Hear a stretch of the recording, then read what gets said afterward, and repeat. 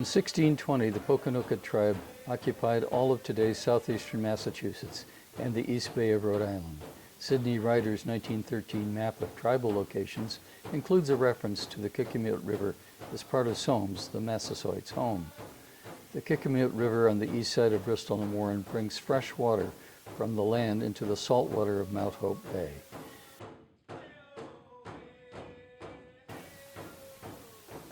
The Wayposset Preserve at the mouth of the river was set aside in 2000 by the Pokanoket tribe and Bristol residents, and was used as a summer encampment for at least 7,000 years.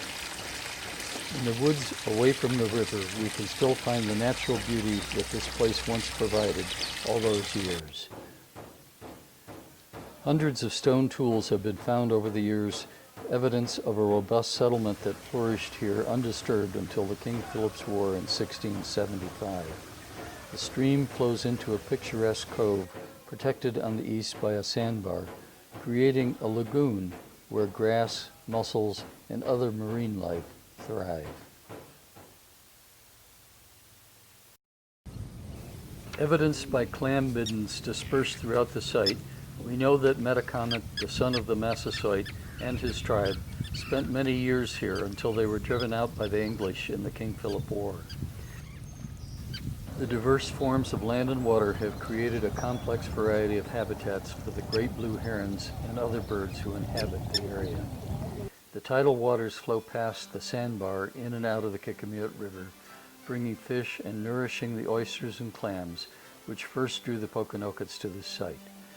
The meeting and mixing of fresh water from the inland sources creates breeding grounds, nurseries, and habitats for a wide range of marine creatures and aquatic vegetation. Dozens of homes now situated at the water's edge provide splendid views and access for swimming and sailing. On the Tuisset side, we find a natural area at Chase Cove, owned and managed by the Audubon Society of Rhode Island, once known as the summer camp of the Massasoit Osamequin.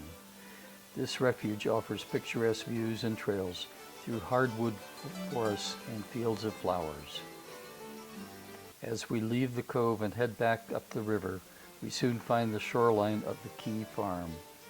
On this 60-acre site begun before 1700, a number of Aboriginal artifacts have been found, including a human figure scratched into a rock and a tool used for grinding corn.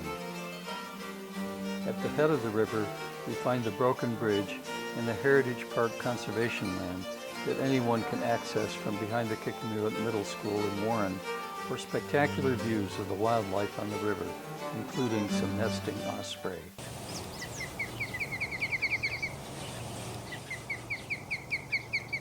Interpretive signs at the end of the bike path help people identify many birds and saltwater creatures that inhabit the upper river basin, including cormorants, egrets, skipjacks, blue crabs, and mussels. Here one can see the remains of the broken bridge once connecting the railroad track from Fall River to Warren that was wiped out in the 1938 hurricane. At the inlet to Crab Pond, one can find a marker for a well built by colonist Hugh Cole in 1677, following the King Philip War. Cole was forced to leave at the start of the war when Metacomet warned him to escape his house before it was burned. In the early 20th century, a dam was built across the upper Kickemuit River to create a supply of drinking water for the town. A fish ladder and plunge pool was added in 1997 to allow the upstream and downstream migration of herring. On the west bank of the river, where the Bristol County Water Authority now sits, a trading post was established by the English colonists in 1632 to facilitate trade with the Pokanoket tribe. English colonists purchased land along the river from Osamequin in 1653. At the upper end of the river, along the eastern edge of Serpentine Road, is the third oldest cemetery in Rhode Island. Some of the 400 graves contain the remains of soldiers who fought in the King Philip War. The upper end of the river is crossed by Schoolhouse Road, one of the original crossing points that connects with the village of Swansea. Above Schoolhouse Road is a berm built after the 1953 Hurricane Carol. This berm is scheduled to be removed at some point to allow fresh water to flow through the woods and open land from the north, crossing underneath Bushy Road in Swansea. On the other side of State Route 6 County Road, which follows the original Indian Trail, we find the headwaters of the Kickemuit River.